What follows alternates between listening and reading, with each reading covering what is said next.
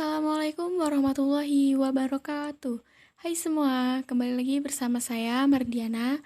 Di sini saya akan menjelaskan mengenai ikatan kimia, yaitu ikatan ionik dan ikatan kovalen. Jadi, ikatan ionik itu terjadi pada atom logam dan atom non-logam, sedangkan ikatan kovalen terjadi pada atom non-logam dan atom non-logam.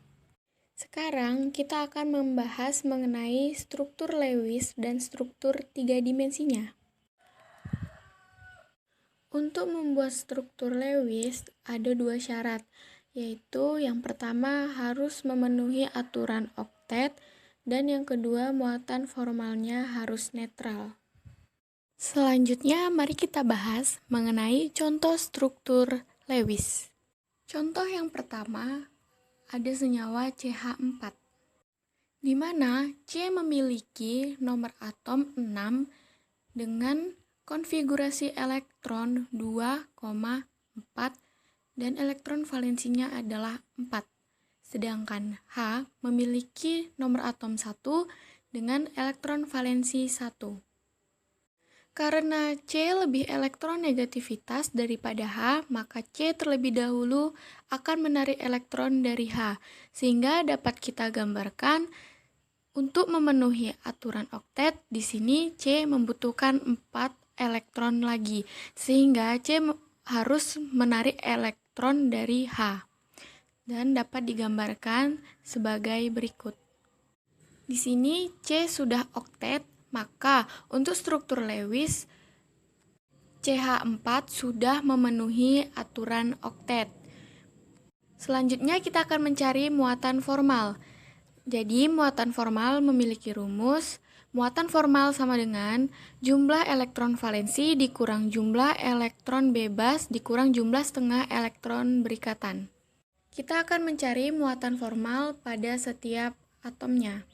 Muatan formal atom C sama dengan elektron valensinya ada 4 dikurang jumlah elektron bebasnya ada 0 dikurang jumlah setengah elektron berikatan. Di sini atom C berikatan, atom yang berikatan ada 8, jadi setengah dari 8 adalah 4. Maka 4 dikurang 0 dikurang 4 sama dengan 0. Jadi muatan formal atom C sama dengan 0.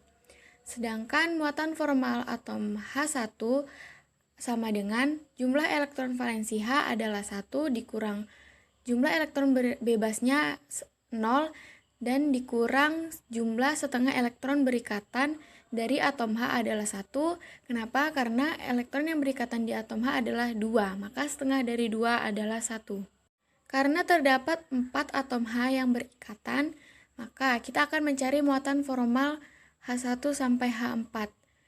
Untuk H2, H3, dan H4 itu sama rumusnya, dan caranya seperti mencari muatan formal pada H1. Sehingga muatan formal total dari senyawa CH4 adalah 0. Sehingga struktur Lewis CH4 sudah memenuhi muatan formalnya. Maka strukturnya sudah dikatakan benar. Selanjutnya yaitu MgCl2, di mana Mg dengan nomor atom 12 memiliki konfigurasi elektron 282 dengan elektron valensinya 2. Sedangkan Cl memiliki nomor atom 17 dengan konfigurasi elektron 287 dan memiliki elektron valensi 7.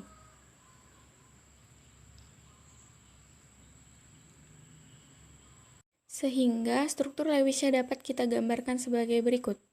Cl itu lebih elektronegativitas daripada Mg, sehingga Cl akan menarik elektron terlebih dahulu daripada Mg. Untuk memenuhi oktet, Cl itu kekurangan 1 elektron, sehingga dia akan menarik 1 elektron dari Mg. Karena pada MgCl2 terdapat 2 Cl, maka 2 Cl membutuhkan 2 elektron. Apabila suatu atom sudah memenuhi oktet, maka dia tidak akan menarik elektron lagi. Sehingga pada kasus ini, ketika Cl sudah menarik 1 elektron dari Mg, dia sudah mencapai oktet, sehingga dia akan memberikan 1 elektron Mg pada Cl yang lainnya. Jadi struktur Lewisnya sudah benar karena sudah memenuhi aturan oktet. Mari kita mencari muatan formalnya. Untuk rumus muatan formal itu masih sama, muatan formal sama dengan jumlah elektron valensi dikurang jumlah elektron valensi bebas dikurang jumlah setengah elektron berikatan. Untuk muatan formal Mg sama dengan jumlah elektron valensinya ada 2, dikurang jumlah elektron bebasnya 0, dikurang jumlah setengah elektron berikatan itu ada 2 karena elektron berikatan pada Mg itu ada 4. Jadi setengah dari 4 adalah 2, maka muatan formal Mg sama dengan 2 dikurang 0 dikurang 2 sama dengan 0. Begitu juga dengan muatan formal Cl1 dan muatan formal Cl2 yang memiliki jumlah elektron valensi 7 dikurang jumlah elektron bebasnya 6 dan dikurang jumlah setengah elektron berikatan 1. Karena pada Cl elektron berikatan ada 2, jadi setengah dari 2 yaitu 1. Maka muatan formal Cl1 dan Cl2 sama dengan 7 dikurang 6 dikurang 1 sama dengan 0. Sehingga muatan formal totalnya sama dengan 0. Di sini muatan formalnya sudah netral, maka struktur Lewis yang kita gambarkan sudah benar karena sudah memenuhi aturan oktet dan muatan formal. Contoh selanjutnya yaitu NO2-, di mana N dengan nomor atom 7 memiliki konfigurasi elektron 2, 5, dan elektron valensi 5. Sedangkan O dengan nomor atom 8 memiliki konfigurasi elektron 2, 6, dengan elektron valensi 6.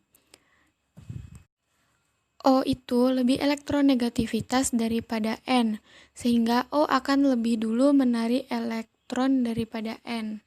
Untuk mencapai oktet, O kekurangan 2 elektron, sedangkan N kekurangan 3 elektron, sehingga yang menarik terlebih dahulu di sini adalah O, maka O akan menarik 2 elektron dari N, sehingga N hanya tersisa 1 elektron bebas. Dan itu tidak memenuhi aturan oktet, sehingga kita harus menarik 1 elektron dari luar dengan syarat diberi tanda min.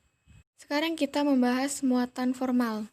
Muatan formal sama dengan jumlah elektron valensi dikurang jumlah elektron bebas dikurang jumlah setengah elektron berikatan, di mana muatan formal N sama dengan jumlah elektron valensinya 5 dikurang jumlah elektron bebas 2 dikurang jumlah setengah elektron berikatan 4.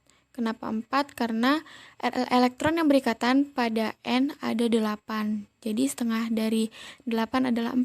Maka muatan formal N sama dengan 5 dikurang 2 dikurang 4 sama dengan min 1.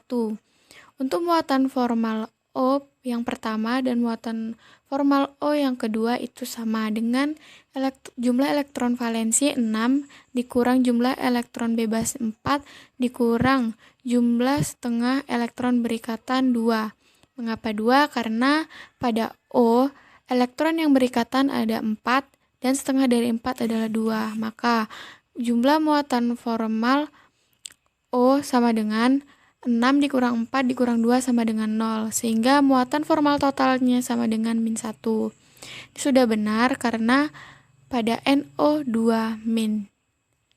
Ya, untuk struktur 3 dimensi dapat ditentukan melalui notasi Vespers atau Valence Shell Electron Pi Repulsion, mana notasinya dapat dilihat pada gambar di bawah ini. Selanjutnya, struktur 3 dimensi.